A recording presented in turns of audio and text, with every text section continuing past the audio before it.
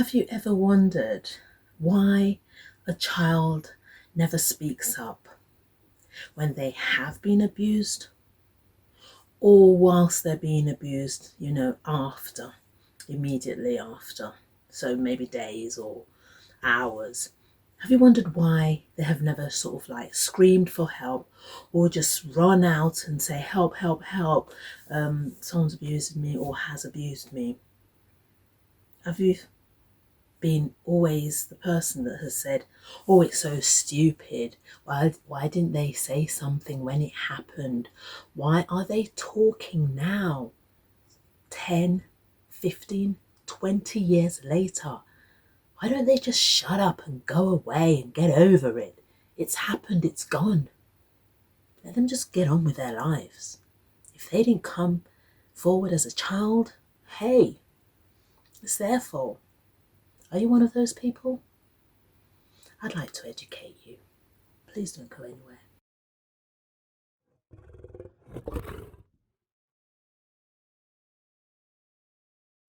Hi, I'm Toyin Okanuga. I'm the author of Hush to Roar. Hush to Roar, my memoir, became #1 new release in 4 different categories in October 2020. It's my story. It's of love, childhood trauma, but most importantly, my recovery. And why I have always been talking about sexual abuse, the recovery, gaining your brain power back, is because of so many reasons.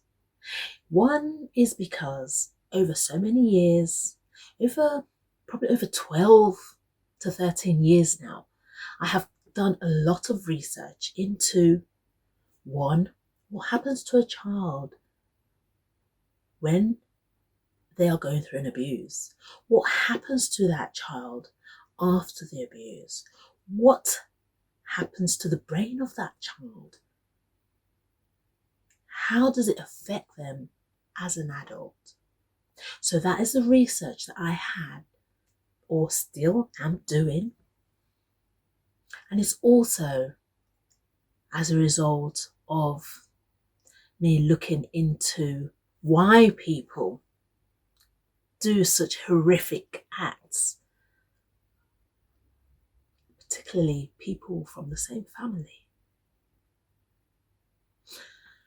Most importantly, or most poignantly, the reason why this topic is my forte, it's my God-given mission, is because of my own story, my personal story, and how I never want to see or hear of a child go through the most horrific experience I did as a child. So today, I'll be talking to you about sexual abuse. Yes, sexual abuse. You know, that topic that people think, oh, it's too dark, let's put that under the carpet. Nah, it's coming out. Because why? I'm on board with so many other brilliant people out there. And we will not cover this. Oh, before I go forward. So the colours here, this is my brand colour. And whenever I put this on, it's my outfit of raw. So when you see me in this, just know that the topic I'll be talking to you about is one that I need to get ingrained into people. That's when you see me wear these colours. It's my Hush to Raw colour. So yes, back to the topic, child abuse.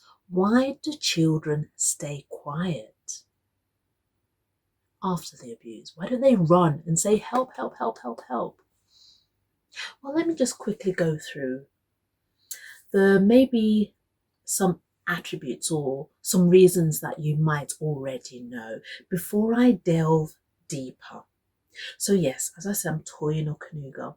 I was fostered by the most beautiful white family from the age of 2 months old until I turned 8. I got taken away almost unannounced, to be fair. And I was taken to Nigeria, and as I've said many a times, there's nothing wrong going back to your motherland. However, in my case, when I got to Nigeria, my experience was not all honky-dory. And I won't go into all the childhood experiences that were adverse in my life, but what I will say is that the one I'm talking to you about today, yes, is one that I endured as a child. So I was sexually abused from the age of 12 until I turned 15. So you can imagine that I would want to know what this is all about. Maybe some people don't. And yes, I was like that, and that's what I'm going to talk to you about today. Okay, so today, as I said, it's about why children don't shout. Why don't they say something? Right. So, one, I'll quickly wrap around the reasons you already know, which is the shame. Now, you might think, a child, shame? Well, they're only just getting introduced to knowing shame, because as a babies have no shame. They shout, they want love, they rub everything around their body, they don't care. So babies, and then we get into that environment where we're starting to attract things from our environment. So the neurons attract, like a magnet into our brain. So when something happens to you, like the sexual abuse, oh my gosh, it's like, oh yeah, I'm going to the biological aspect now. I'll go there in a minute. So there's that shame. There's that self-blame as you're growing older, maybe as, I'm not going to specify the age as a child. But there's that self-blame. Is it something I've done? There's that fear of the person who has abused you. The person, in most cases, could have even said, it's our secret. Don't you dare say anything or I'll hurt you. So they've what? They've put the fear of the living God into that child. So they say nothing. Okay. You might think, yeah, but come on. They should run to the police. Oh, let's not go there. So there's a fear, there's a shame, there's a self-blame, there's the guilt that maybe it's something they have done. But okay, let's say, oh right, I don't know, maybe not. Right, I'm going to take you straight to our internal system. So you'll see videos that I have recorded in the past about our limbic system, about the amygdala, about everything. But today I'm going to delve deeper. I'm going to talk about an aspect of our consciousness. So the consciousness that I'm here right now with you, and I can see, I can do, I can feel, I can look. And there's a subconscious, and then there's the unconscious. But so, first of all, so that you have a little bit of understanding of why a child does not say anything. The first reason is because of how that child system is working at that time compared to an adult. So here goes. So as I said, I have spoken about the amygdala, the brain. So that sends a signal to the autonomic nervous system, which is ANS. And that ANS has two divisions. It has the sympathetic nervous system, SNS. It has the parasympathetic nervous system, PSNS. Now, so both sides, they work simultaneously, and both sides, they have like an automatic response. In other words, you don't have the control over it easily to regulate what happens. I say easily because I'm going to say quickly things at the end that we can do. So the SNS, which is sympathetic, you think, oh, not so sympathetic like that. So what does that SNS do? Before I delve into these, you might think, who is this woman that thinks she can talk to us about these things?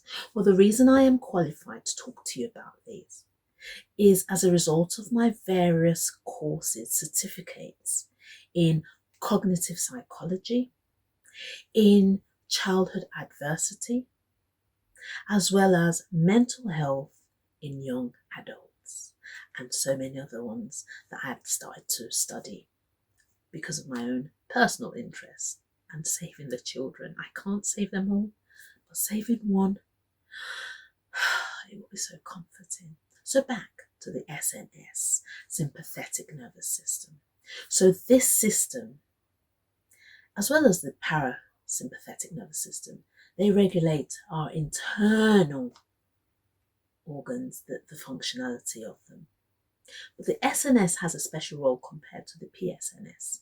So the SNS is responsible for our fight or flight function.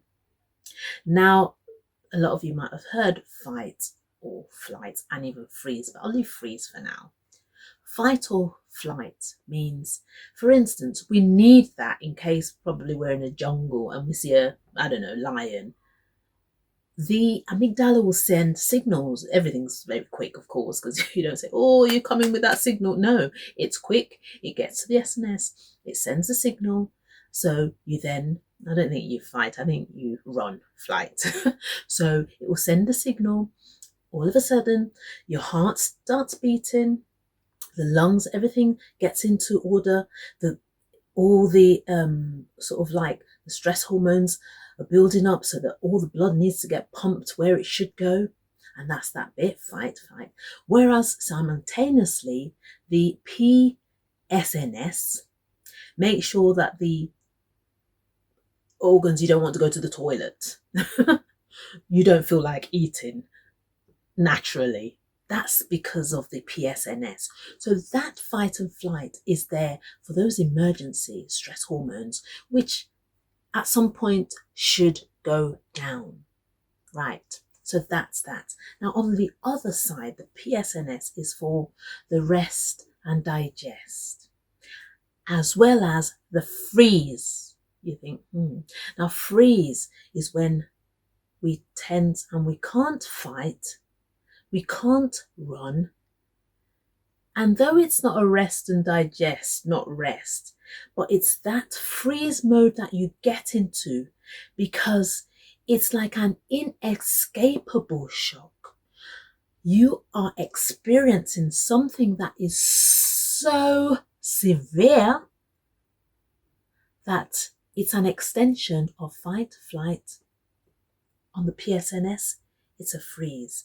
So the PSNS has to get you into a state where your body can cope with such a horrific act like sexual abuse. It's so horrific. You can't run. You can't fight. You are waiting for the next response. So you don't move. You freeze because you cannot tolerate this. The PSNS has taken over and it's put your mind, your system in a place where you just calm your body down. Just take it and then go. So you go and you think that's it. Our body cannot tolerate so much for so long. Now I spoke about conscious. So as we're conscious, that's like, let me use the analogy of an iceberg. So then the iceberg, the tip of it is outside the water. So that tip is our conscious level. Now underneath the water, the immediate aspect of underneath where we're almost like suppressing our emotions so we can get on with our day-to-day activity, we suppress, so we put them in the subconscious level, which is just below the water as an iceberg. But then when we repress those emotions, we are unconscious. We put them so far below so that we forget about the horrific act. And that, in a nutshell, without going too far, is why we do not, as a sexual abuse survivor, why I did not say a thing It was beyond my control, autonomic. It's an automatic response. But we do have a choice when we grow older. I'm not going to talk about why adults don't, because that's next part, is part 2. But so that's why a child does not say, apart from the shame, the guilt, the self-blame that I explained, it is the body response. So if you have any doubt why, there are links below to further consolidate your understanding of this so that we get ingrained and understand why a child does not scream. They freeze because for so long they cannot cope with it. So they put it in their subconscious and unconscious. They suppress and repress until they are able to deal with such an horrific act. Yes, as I said, when I have my brand colours on, it's me meaning business. I mean business all the time, but this is when I really roar. So guys, there are links below if you want to really know a lot about toying. There are free ebooks below. There are also a lot more links so that you know what to do. But quickly, what do you do as a child? It's difficult. For me, I want to advocate for schools to start teaching us how we can regulate our body, how we can start teaching a child to come out, because it's teachable. But first we need to start teaching our own children at home what to say and to get them into that mind of it not just being that inescapable shock, but also getting it from that freeze to fight and flight, to be fair, so that we say no touching if they're not bathing you as a mum, as a dad, but let's keep private. Let's start to teach our children from as early as 3 or younger, so that they know what to do from an early age and they don't freeze. Until then, that's what happens to a child, why they don't speak. So yes, I will speak to you about part 2 and how adults can regulate, or how we have to regulate our body to cope. But that's in part 2. So guys, thank you for listening. And these topics are vital. They are vital. We cannot keep hiding these things that are so destructive in our society today. So please subscribe, press that notification bell so that you never miss a topic. Thank you guys. I love you. Remember, your inner child has a voice. Don't suppress it. Let it roar. Thanks for watching.